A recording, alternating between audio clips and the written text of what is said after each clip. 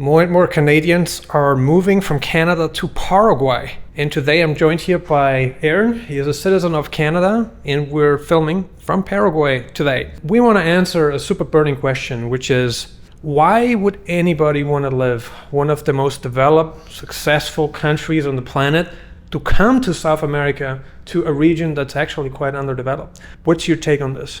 Well, I don't know. I think many Canadians are the result of people who came there for a better opportunity, or what they saw as the potential for a better opportunity. And as we were discussing a little earlier, I don't think that's necessarily a static situation. Like, the world is dynamic, times change. And what you're probably seeing, and what I feel like I'm interpreting, is we're into a phase of time now where there's more and more people who are looking around and not satisfied with what's going on. And how would I say, a place that would be like Paraguay or somewhere else in Latin America or elsewhere in the world that might be a little more or a little less developed to some of the standards that we're used to, also can have a lot more opportunity. And if the trajectory is what one would perceive to be in the right direction, or a direction that is more relative to you, then I think that's where you're going to get someone like myself who is entertaining the idea of looking elsewhere for a lifestyle and opportunities that they're feeling that they cannot achieve where they come from. And right now, you probably have lots of Canadians who may be doing that on a smaller scale, where maybe they are in a certain city and they're looking around at the city, and they're going to look to another town in the same province, or potentially going to a different province.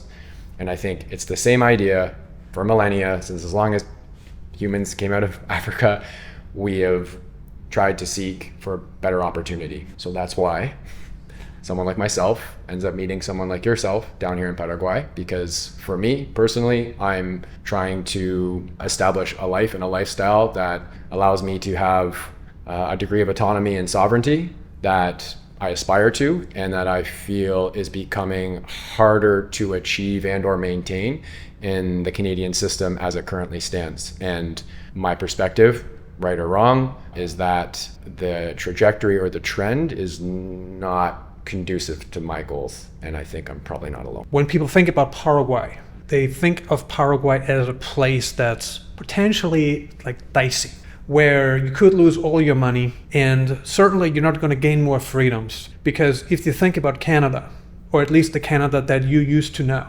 15, 20 years back, so many people were looking to immigrate to Canada, especially people from Europe. Now, what would you tell the average Canadian watching this video? When they hear the country of Paraguay, some people can't even locate it on the map. Well, I mean, I'm not going to speak for anyone else. That's not my place to do that. But what I would say is, look around the GTA. I mean, we just had a grandmother murdered in her garden. Was it a month or two ago? I don't know the timeline. Look at the statistics of home invasions. Yeah, violent assaults back home in our urban areas. And so what was that like 15, 20 years ago? To say it was a utopia with no assaults or crime would be disingenuous. Sure. Absolutely, that has existed as long as there's been people. But I think it goes without saying to any objective observer now that there's been a significant change in the quality of life and the relative safety in the urban areas. So your question was specific to a Canadian considering Paraguay. Maybe I'll say Mexico. I'm going to speak Mexico just for a second, because for two reasons. One, because I'm familiar with Mexico. Number two, because a lot more Canadians are going to be familiar with Mexico, right? Commonplace for people to go on either of the coasts to, escape our winter, hit up a resort, do some surfing on the West Coast, do some diving in the Caribbean. The Riviera in the Yucatan Peninsula, Quintana Roo, that state. I mean, there's cartel presence there. I mean, that's a known thing. I've spent at this point quite a bit of time there, and I have my temporary residency there as well. And I've had a grand total of 0 issues with the cartel. I'm not going where they go. I'm not frequenting their, their goods. It's not. I'm a pretty boring individual in the sense that I'm not really putting myself in places that are going to expose me to some less than desirable outcomes, while still having a pretty good time in Mexico. You're working hard to stay out of trouble. Yeah, I like to live, and I'm pretty happy living, and I think most Canadians probably would feel the same way. And so where am I going with that? Basically, you can get into trouble anywhere, okay? It exists anywhere. So I'm not that familiar here with Paraguay.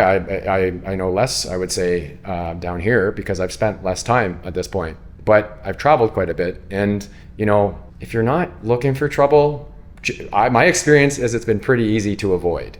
So for somebody who might be at home, who hasn't had the opportunity yet to physically be on the ground in one of these places, even like I say to my friends, it's you get to the resort, let's get off the resort. We're gonna go get some tacos, or and it's okay. These people are living their lives, and most people on the street right now, they're just doing what you're doing in Canada, except it's 28 degrees Celsius here and they're wearing winter coats. So, it's climate-wise a bit different, but you can get into trouble anywhere. And at this point, if I'm gonna be paying a premium in the form of taxes and not really getting the deteriorating quality of safety, among other things, I mean, for me, I'd much rather take my chances down here. I go to the gym, I go to walk to the grocery store, people help me, they smile. People just, news flash, people are pretty normal at their places as well. And so I get it. It can be different language, different cultures, I guess. But I think like anything, there's inherently a fear of the unknown. I think that's just a natural human way to be, perspective. And I think like anything, with a bit of time on the ground, if you're not sure, visit if you can. If you're watching this video or videos like this and you're looking around and considering what your options are, if you can, you don't have to commit fully into something right away.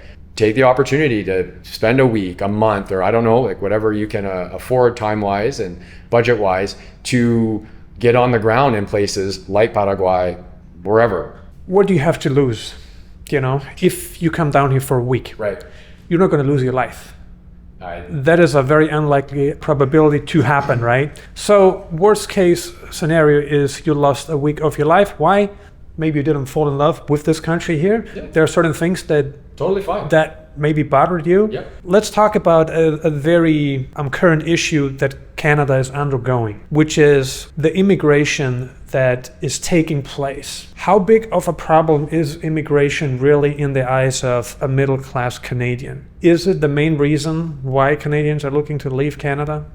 Again, I can't speak for other people, but I would say it's a major contributor to the overall situation at large that is leading to people not being content with what's going on. And as a nation of immigrants, for people coming from everywhere, the immigration in and of itself is not the issue, but the rate of which the change that has happened is specifically in this last decade or so has been pretty historic. I mean, you just need to look at the charts, the graphs. It's something else.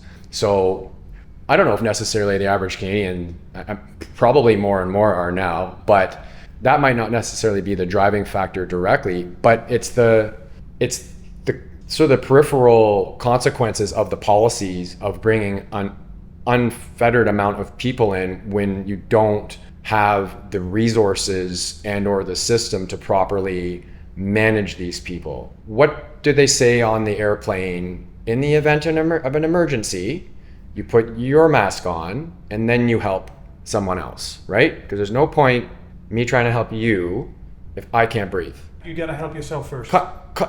That seems logical to me. Right. So we can extrapolate this to the societal level, and if the infrastructure, whether that's the water and the wastewater treatment, whether that's the healthcare system or the education system, or pick the sector of what makes developed country function.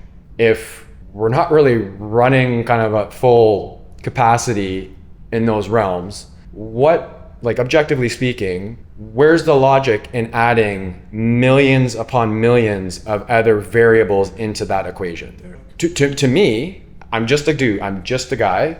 But to me, when I look at that, I say, we are not making this problem like easier to solve. Now, if we have everything dealt with and building of dwellings is directly tied, with, if metrics are like tied with one another, we have so many deaths in the country a year, we've built so many homes, we have this percentage of people with access to a family doctor, just facts, numbers, data, like we're smart enough to collect this stuff.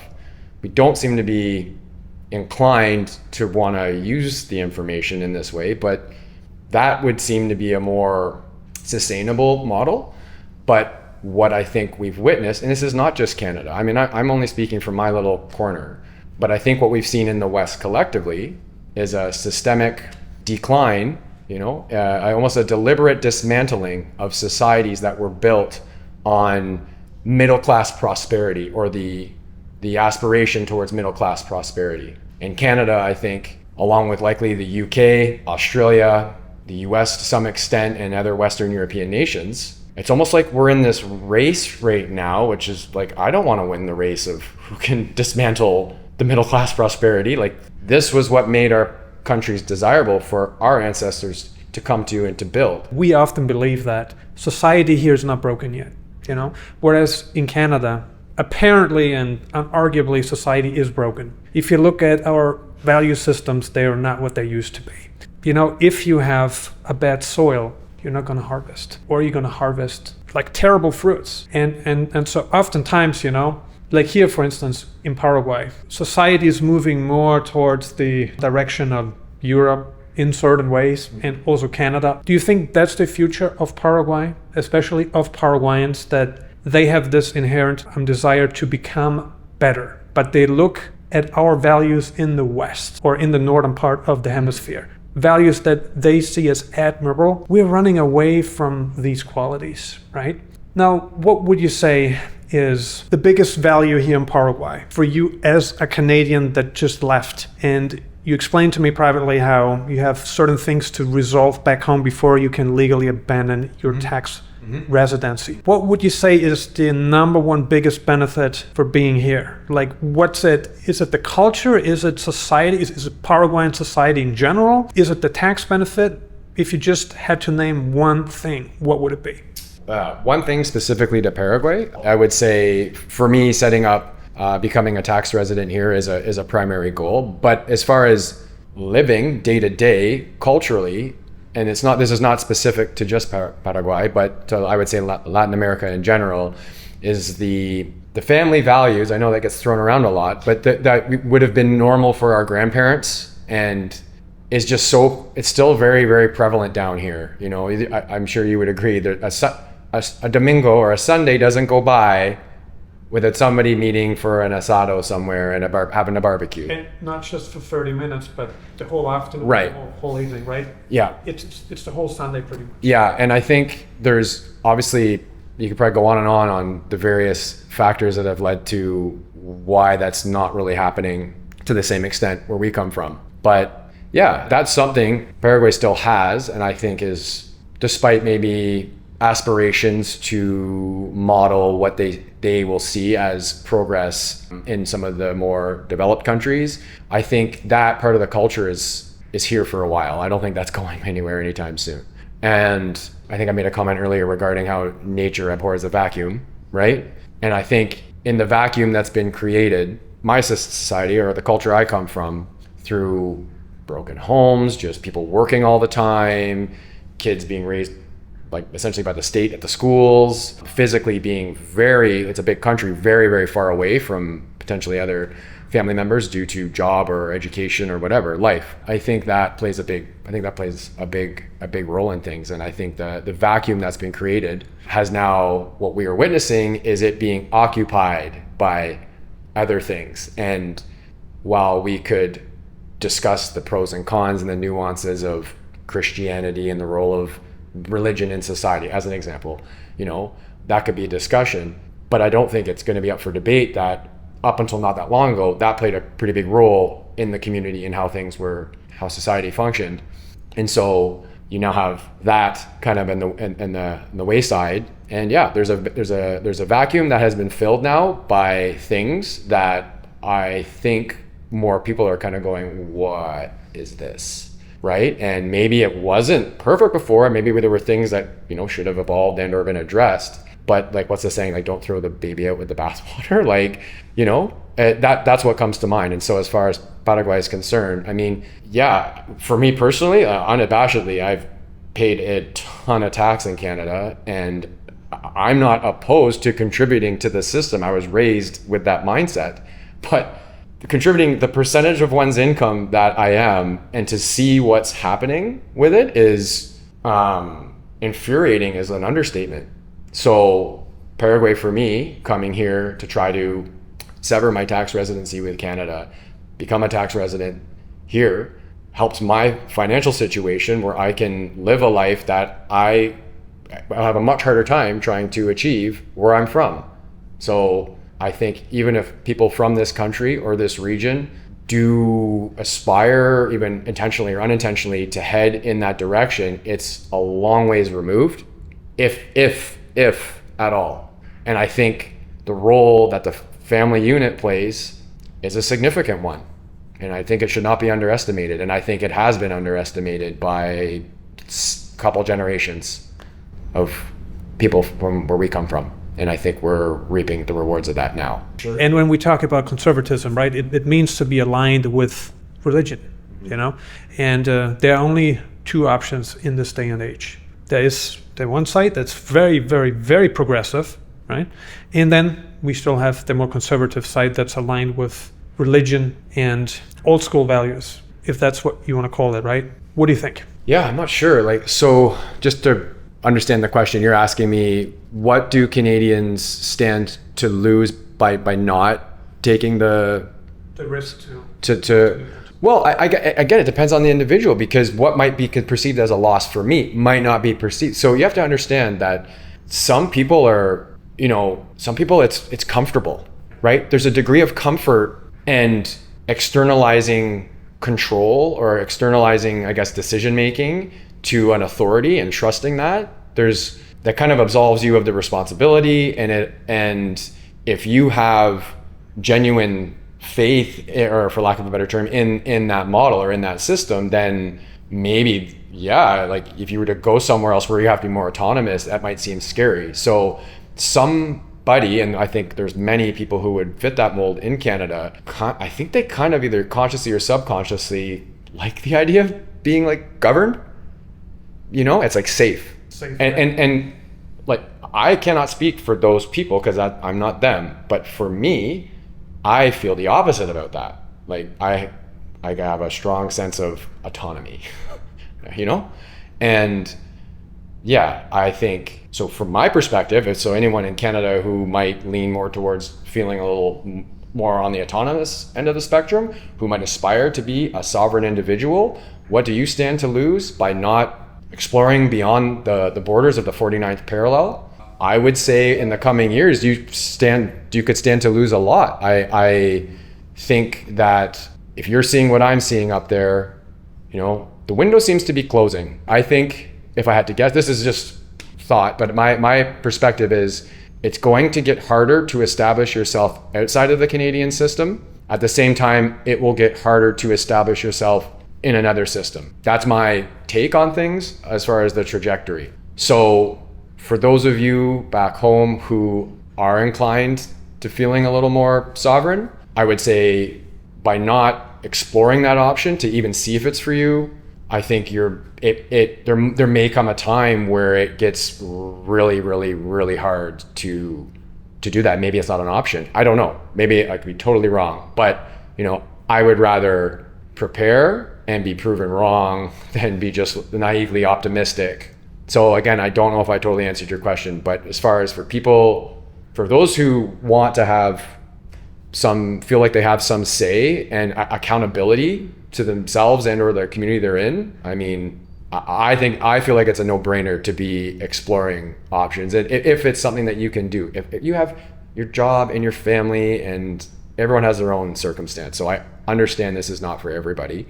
But in this day and age with the internet, there is ways to kind of do this. And I would suggest you look into it if you like making your own decisions. I appreciate you analyzing the issues associated with your country. Yeah, if you guys are interested in relocating to a country that offers true freedom and a tiny little government that won't care about your personal issues too much, they won't interfere in your personal lives, go to nomadelite.com, click on book a consultation, and I look forward to advising you on the best residency options across the globe.